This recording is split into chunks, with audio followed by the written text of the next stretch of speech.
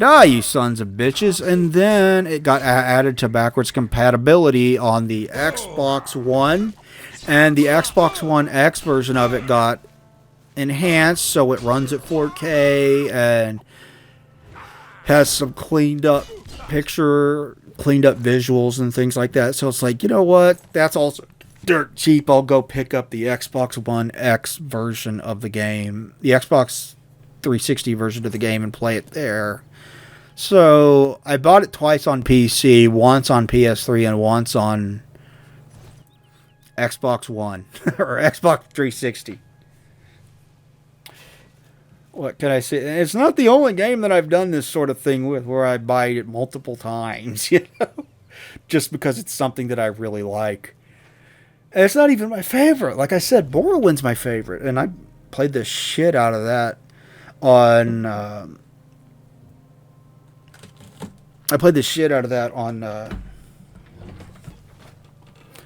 PC and console. For those of you who wanted to see more of Let's Play Gears of War 3 for the Xbox 360, do not worry. Dalton and I will continue recording that sometime after he gets home, but I wanted something to upload for you guys while he is gone. So I am recording this. I've wanted to get back to Oblivion for a while, and I just haven't, because I lost my save file, and I'm getting it back here, so I will be able to do it again. Yeah, we'll get back to that. I might record a few episodes of Far Cry 4 as well. That would be fun. If I do, I will do the same thing where I stream it without commentary to Twitch, and then I go back and post-commentate it afterwards. I have not decided if I'm going to do that or not, but for now, I totally missed some arrows there. Did you see that? But for now, I am going to get these episodes of Oblivion done, and after playing through this, I'm still behind where I was, but I think it's, higher resolution. Oh, here I found them. Higher resolution in the original 60 FPS.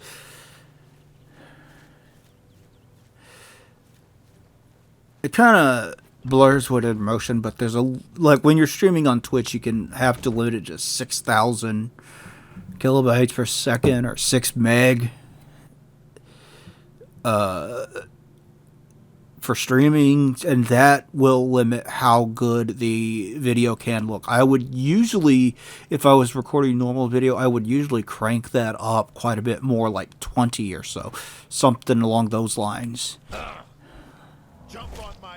to get a better looking video recording. Which is, if you've watched any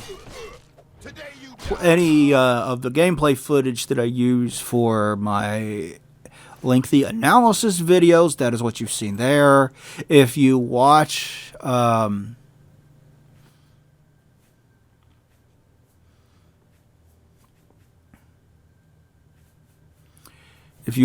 the gameplay footage on my other channel, my gameplay channel, that is what you see there as well.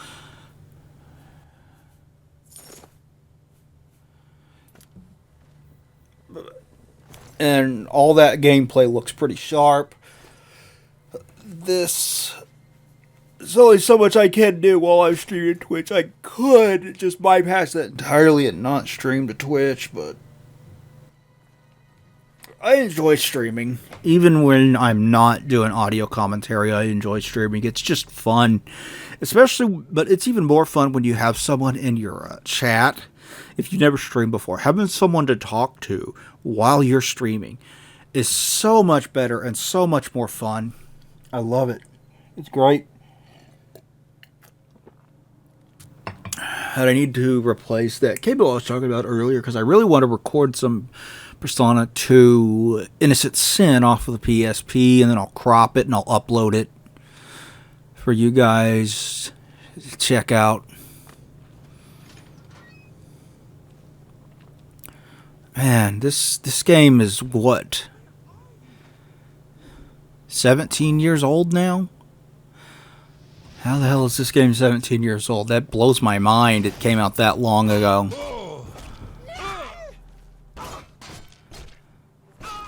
16, I think. It came out later in the year than it is now. I don't remember exactly. It's been a long time since this game came out, and I don't remember 100% exactly when it came out. It eventually came to Sony's console as well, and I've got both the console versions and this PC version. I never bought it on any platform, but my PC original still runs fine, and I've got a 4K Blu-ray drive in my machines, which also works fine. So I don't need, I don't need a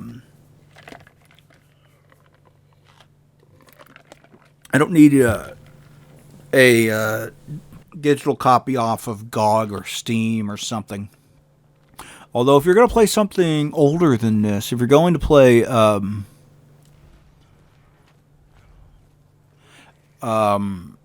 Daggerfall specifically, I would highly recommend getting the GOG version, the Daggerfall Unity version that's GOG. It's got a bunch of mods. You can look through the mod list, see if that's something you're interested in.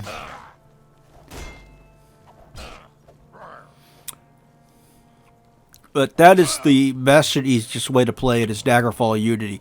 You could also put Unity together for yourself, because Daggerfall is free. It's been free on Bethesda's site for a long time, and so you can just easily get the Unity version and play that if you're interested in playing Daggerfall. And that really is the best way to play it. It supports widescreen, it supports modern resolutions, it looks gorgeous. It's easily the best way to play the game. It has more modern controls, modern conveniences, quality of life improvements to how it plays. It runs much smoother and much better than the original game ever did, even on high-end hardware.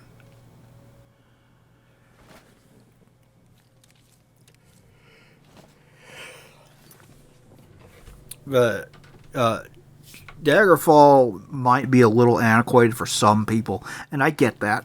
I get that if you think that's the case. It is limited in how much variety it can have by being a DOS game that came out around the same time as Quake. 1996. Severely limited by the hardware at the time.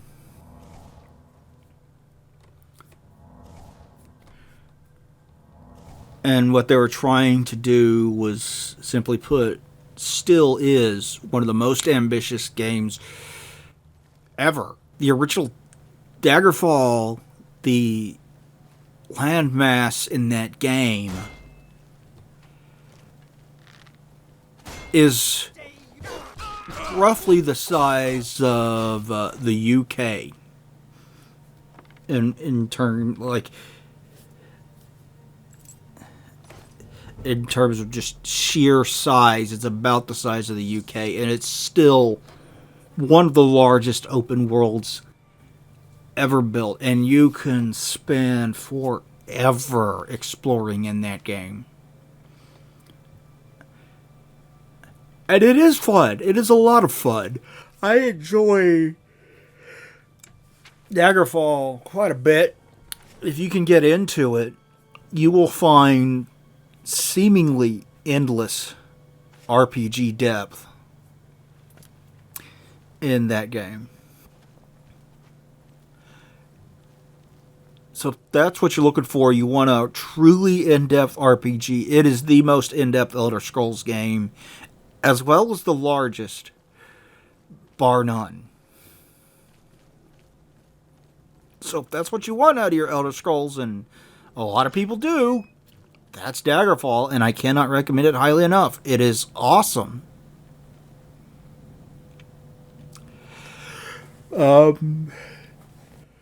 If you're not looking for endless RPG depth and want something more modernized, I can't blame you, because in a lot of ways Daggerfall does feel antiquated, but then you can try this or Skyrim. Both are great options.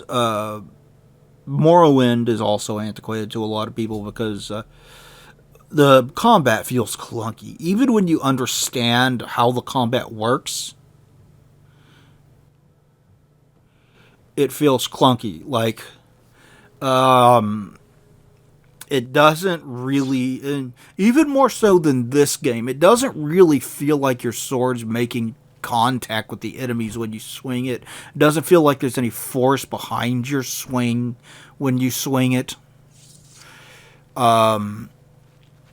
It just kind of feels like a flailing, really. And you will sit there and you will swing your sword and you will miss over and over and over again, because it's based on dice rolls and chances to hit. And your chance to hit when your skill is low with a weapon is low, so you're going to be standing right there in front of the thing and missing it. Now, I get that. I get why it's like that. That is our old RPG trope that goes back to the pen and paper days. It's always been like that. But playing it, doing it in a tabletop RPG is one thing. Playing it in a video game is an entirely different beast, right? It can, for a lot of people, it just makes the combat frustrating and not fun, because it doesn't function like you would think an action game would function. For a lot of people, it's just like your brain tells you that it's wrong, and I get that. It's kind of a shame, because the lore, the world building, the storytelling, the music, and the art design in Morrowind are all fucking phenomenal. Just fucking incredible. I love that game very dearly for its music and its tone and its atmosphere and the world and just exploring the world. It's a thing of beauty. I love that game more than I can put into words. And if you've got it's not difficult to get the PC version. It's not difficult to mod the PC version and get it running better. It's not difficult to, but if you would rather do it on the Xbox, if you have an Xbox One, an Xbox One X, an Xbox Series, especially the Series X, you can get the original console version, and it runs great on especially the Xbox One X and Series, because you get a big boost in resolution and an overall much sharper looking game than it was on the original hardware. And it runs so much better than it ever did on the Xbox, the original Xbox. So you get a significantly looking better game that runs at a higher frame rate. And I don't just mean 30, because the original game on the Xbox had an uncapped frame rate. It didn't have a hard limit on it like many console games do, where it's either 30 or 60 most of the time. That fucker had an uncapped frame rate. So when you play it on the much improved, much more powerful hardware of the Xbox One X and Xbox Series X, you get 60 FPS.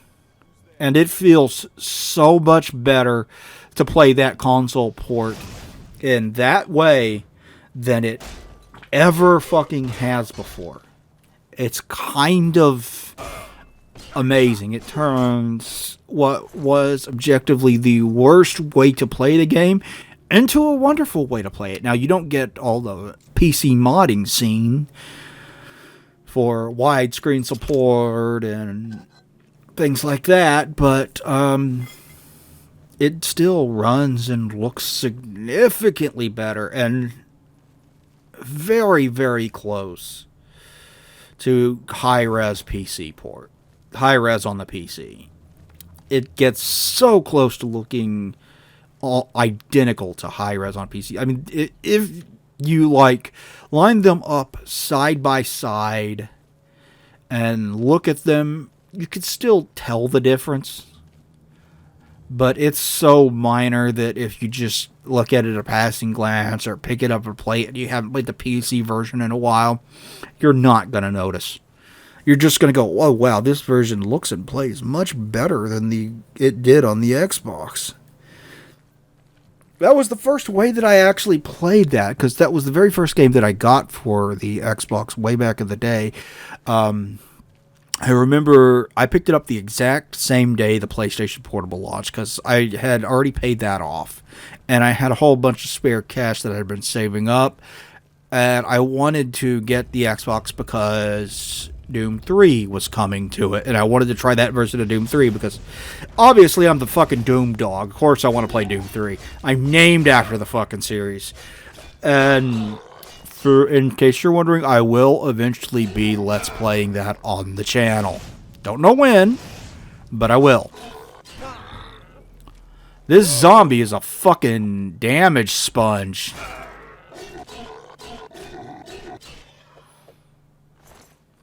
Yeah, I wanted to play the console port of Doom 3. So I got an Xbox. And I told him I want an RPG for it. I want an RPG to play on it. After I, played a bunch of stuff on my PSP, I set up the Xbox and the guy recommended, the store recommended me Morrowind. And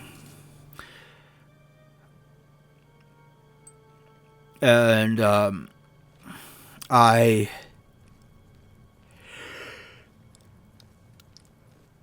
shit.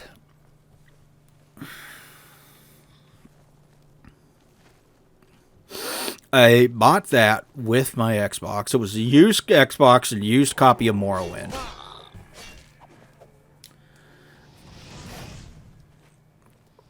And I plugged that in, started playing it, and it was nighttime outside. It was like 8, 9 o'clock at night, and I continued playing it, and I continued playing it, and I continued playing it. And I looked over in my window. Light was shining through my window, and I went, oh, fuck, I didn't go to bed. And I was like, I've been playing this game for like 9 hours straight now. I should get some sleep. And I'm sure many of you could relate, because I know many gamers. Like, it's a common trope, like meme, to the point where people make memes about it, and they're like, and everyone, you post them, and everyone's like, "Yep, I've done that." This zombie is also a damage sponge. I'm running around desperately trying to heal myself and not die, I just, it immersed me so much. Just fucking, I had never played I'd played the shit out of a bunch of JRPGs, but I hadn't really dived much into Western RPGs at the time. Of course, I love Western RPGs. Now I'm playing fucking Oblivion. You're watching me play Oblivion. And I've reviewed Fallout on this channel too. Fallout 3, to be specific. I did an hour and 40-minute long retrospective on it for its anniversary. But that was, prior to that, my Western RPG playing was largely limited to Diablo 1 and 2, which I played the shit out of. But most of my time playing RPGs before that had been playing Japanese RPGs, which I also love, as is evidenced by the fact that I've done an hour and 45-minute long video comparing the original Final Fantasy VII to its remake. Also on this channel. That was fun.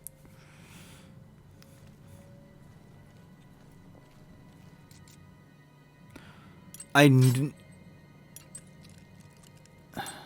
never could figure out how the fuck I'm supposed to get him to stay, and maybe I'm doing something wrong with this lockpicking mechanic. I usually just auto attempt it until I win. Just get a lot of lockpicks and auto attempt that shit. But yeah, it absorbed me big time. Drew me in, because I'd never played anything quite like it before, and it blew my mind. Morrowind did. So I have the PC version now. I've got a physical copy of the PC version that I can play, and obviously that looks and runs better than the Xbox version did, significantly.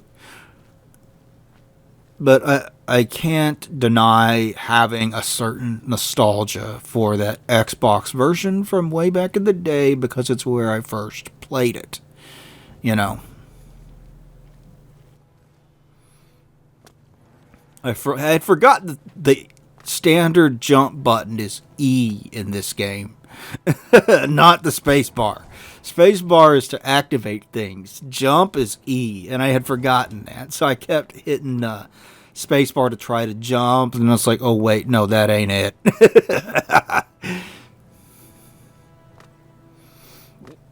But I've been enjoying playing through this. It's been a lot of fun. This game is great. This series is great. I like the Elder Scrolls so much that I bought a Nokia N-Gage, which I did a review of before I was the Doom Dog, just to get another Elder Scrolls game. That being the Elder Scrolls Travel Shadowkey. Now, there is a, if you want to play that, there is a emulator now for the N-Gage that allows you to play it on PC. And that is the way I would recommend playing it, because if you get an N-Gage, it's not just the N-Gage that you need to get. You need to get a SIM card so you can activate it as a phone before you can access its gaming functions. So just getting the N-Gage and getting it to run so you can play one fucking game is a pain in the dick. Don't do what I did. And I don't encourage emulation generally, but Bethesda is ignoring that game. I wish they would remake it on modern hardware,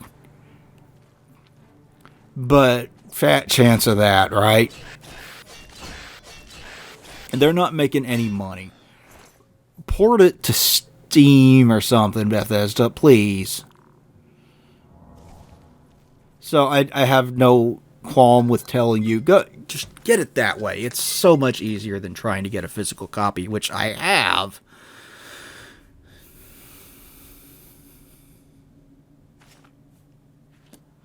But if you want a Morrowind-like experience, that's what that is. It was Morrowind in a handheld video game system. Kind of. That's kind of what it was. It's more linear than that, but that's the gist of how it was. And it's pretty good.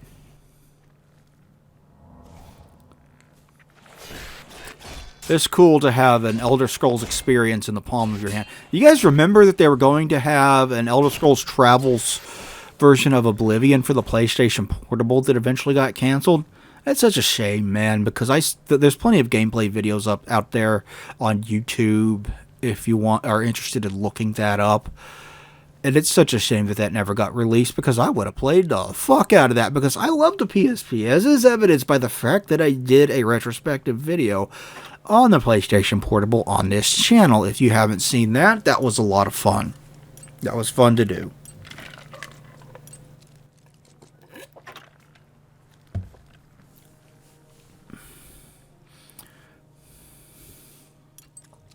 If that was, and that is such a good handheld too. Like, it kind of makes me sad that so many people kind of look at the PSP like it was like a waste of a lockpick. There's nothing in there. Kind of look at the PSP like it was a failure, because it wasn't a failure by any stretch of the imagination. The thing sold 80 million units and had a shelf life of roughly a decade.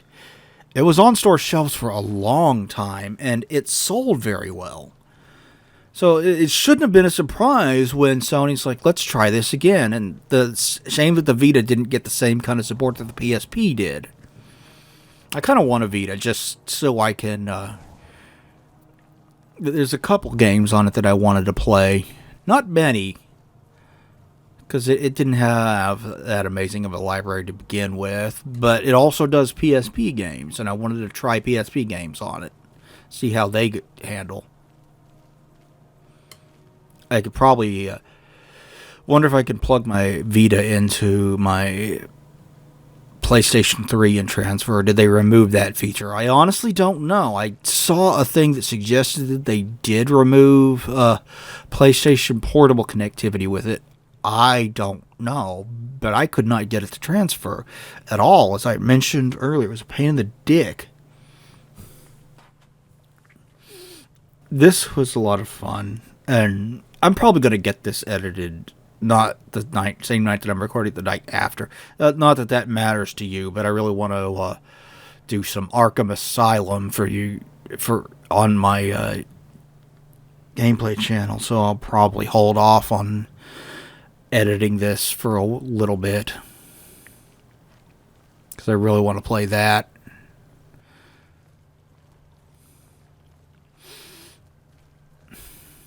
This game's still not ugly. Okay, the look of the people in this game is ugly, but the dungeons and a lot of the art in them and things like that still looks decent. So does same's true of Skyrim. The people in Skyrim do look significantly better than they do here, and not just in because it's a more technically demanding, technically impressive game than this is, but also because it just the way the people in Skyrim are designed looks better than it does here in this game.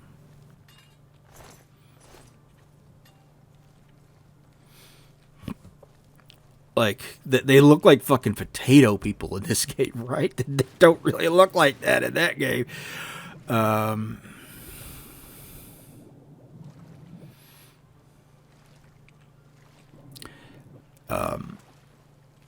So yeah, that was massively improved in Skyrim over this game. The people look significantly better there than they do here, which you'd expect, but it's more than just on a technical level.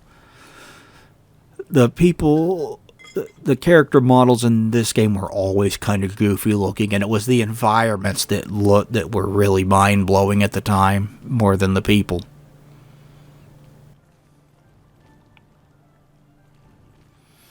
And that has just gotten worse over time as we get further and further away from this game, because as the rest of the game ages alright graphically, it just becomes much more noticeable how goofy the people look. I tried to go around this and fell down anyway. Yep, I tried to go around this and fell down anyway. Be careful with that, though. I was careful enough to not hit the spikes when I fell down, but I still fell.